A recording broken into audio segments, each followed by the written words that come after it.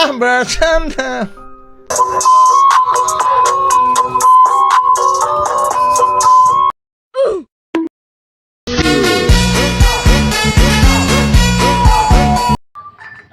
Perencanaan keuangan adalah kegiatan yang sangat penting dalam memastikan tercapainya tujuan keuangan, baik untuk individu, perusahaan, organisasi. Oleh karena itu, perencanaan keuangan serta metode-metode peramalan yang digunakan dalam proyeksi keuangan yaitu peramalan penjualan, peramalan laporan keuangan dengan metode rasio konstan, dan peramalan keuangan dengan metode persentase penjualan. Perencanaan strategis dan taktis. 1. Perencanaan strategis. Perencanaan strategis adalah merumuskan tujuan jangka panjang organisasi dan penyusunan rencana yang akan digunakan untuk mencapainya. Dalam manajemen keuangan, perencanaan strategis melibatkan analisis terhadap posisi keuangan saat ini dan prospek masa depan, serta bagaimana mengelola sumber daya keuangan untuk mencapai perubahan yang berkelanjutan dan menciptakan nilai jangka panjang bagi para pemangku kepentingan. Perencanaan taktis. Perencanaan taktis adalah proses perencanaan jangka pendek yang lebih spesifik dan berfokus pada jangka menengah atau jangka pendek. Tujuan dari perencanaan taktis adalah untuk mengoptimalkan penggunaan sumber daya yang ada agar dapat mendukung pencapaian tujuan strategis. 2. Proses perencanaan strategis dalam manajemen keuangan. Penetapan visi dan misi keuangan, analisis lingkungan eksternal dan internal, penentuan tujuan keuangan jangka panjang, pengembangan strategi keuangan. Perencanaan taktis dalam manajemen keuangan. Proses perencanaan taktis terbagi menjadi 3. A. Pengelolaan kas dan likuiditas. B. Pengendalian biaya dan efisiensi operasional. C. Evaluasi kinerja keuangan. 4. Hubungan antara perencanaan strategis dan taktis. Perencanaan strategis dan taktis memiliki hubungan yang erat. Perencanaan strategis menetapkan arah dan tujuan jangka panjang perusahaan, sementara perencanaan taktis memastikan bahwa keputusan operasional sehari-hari mendukung pencapaian tersebut. Kedua jenis perencanaan ini tidak dapat dipisahkan. B. Perencanaan keuangan. Perencanaan keuangan menurut Van Harnett dan Wojcicki tahun 2008. Perencanaan keuangan adalah suatu proses yang dirancang untuk mengelola sumber daya keuangan perusahaan secara sistematis dan terstruktur. Tujuan utama dari perencanaan keuangan adalah memastikan bahwa perusahaan dapat mencapai tujuan keuangan jangka panjang melalui pengelolaan yang tepat terhadap arus kas, investasi, dan pendanaan. Ross Westerfield, Jeff and Jordan tahun 2008 menekankan bahwa perencanaan keuangan melibatkan 3 keputusan utama, yaitu keputusan investasi, pendanaan, keputusan pengelolaan. A. Komponen utama dari perencanaan keuangan. A. Proyeksi arus kas. Proyeksi arus kas yang baik memungkinkan perusahaan untuk merencanakan dan mengelola kebutuhan modal kerja dan memastikan bahwa perusahaan dapat mempertahankan likuiditas yang cukup dalam menghadapi fluktuasi kas yang mungkin terjadi. B. Keputusan investasi.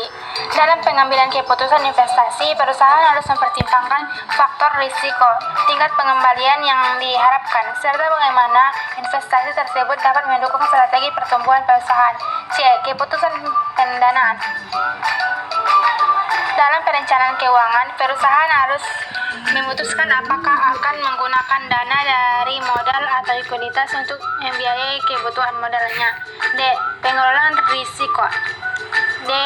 Melo 2006 menekankan bahwa dalam pengelolaan risiko, perusahaan dapat menggunakan berbagai instrumen seperti derivatif untuk melindungi nilai aset dan pendapatan dari fluktuasi pasar yang tidak terduga.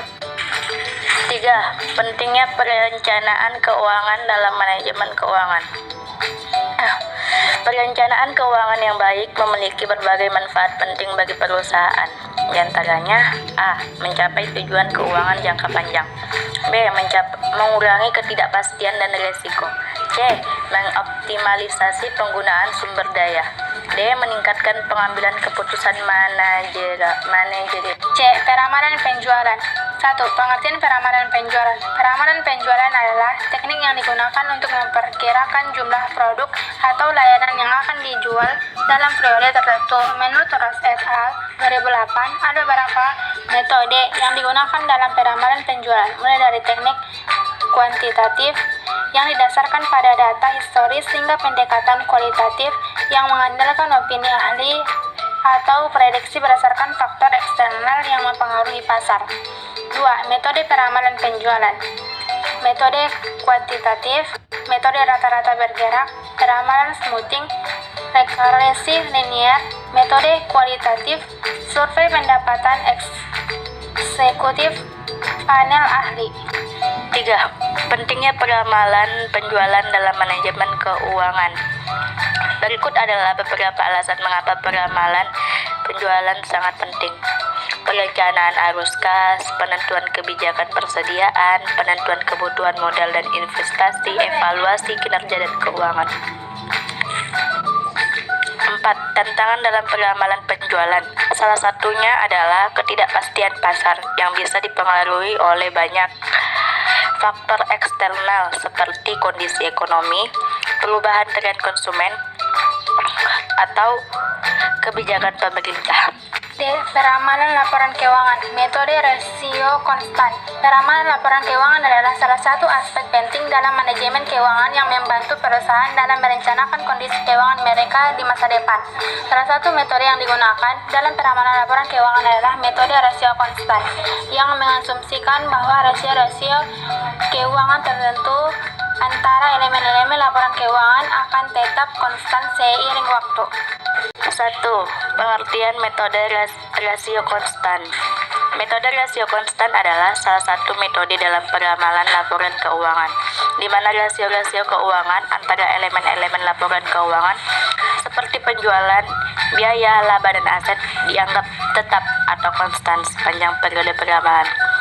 Dalam prakteknya, rasio konstan digunakan untuk memperkirakan beberapa elemen-elemen dalam laporan keuangan, seperti rasio laba kotor terhadap penjualan, rasio beban operasional terhadap penjualan, rasio piutang terhadap penjualan. Langkah-langkah dalam peramalan laporan keuangan menggunakan metode rasio konstan. Untuk menerapkan metode rasio konstan dalam peramalan laporan keuangan, terdapat beberapa langkah yang perlu dilakukan oleh perusahaan. A. Mengumpulkan data historis seperti laporan laba rugi, neraca, dan laporan arus kas.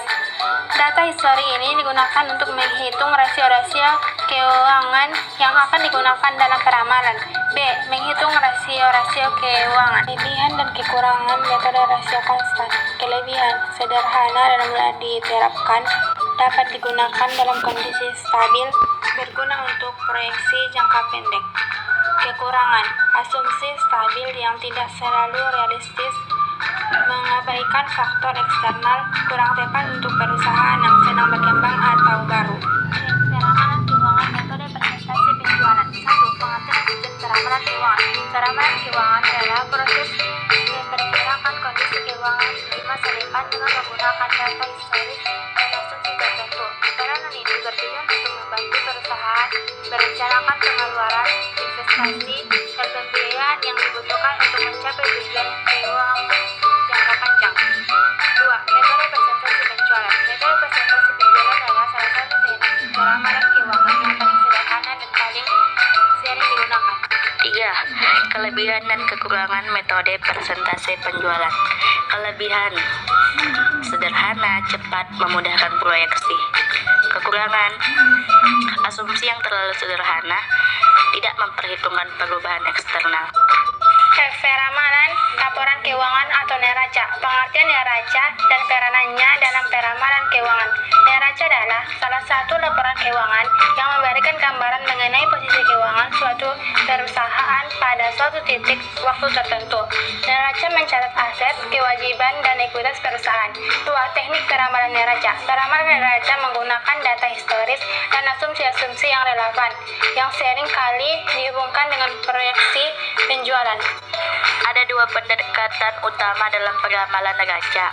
Pendekatan proyeksi yang berbasis pada penjualan Dalam pendekatan ini, sebagian besar akun neraca seperti kas, piutang, persediaan, utang, dan modal kerja akan diproyeksi berdasarkan rasio atau persentase terhadap penjualan, mirip dengan metode persentase terhadap penjualan pada laporan laba rugi. Pendekatan berbasis pada hubungan antar akun. Pendekatan ini lebih kompleks karena mempertimbangkan hubungan antara akun-akun. Kelebihan dan kekurangan peramalan neraca. Kelebihan memberikan gambaran menyeluruh, membantu dalam pengambilan keputusan. Kekurangan asumsi yang berisiko, sensitivitas terhadap perubahan eksternal.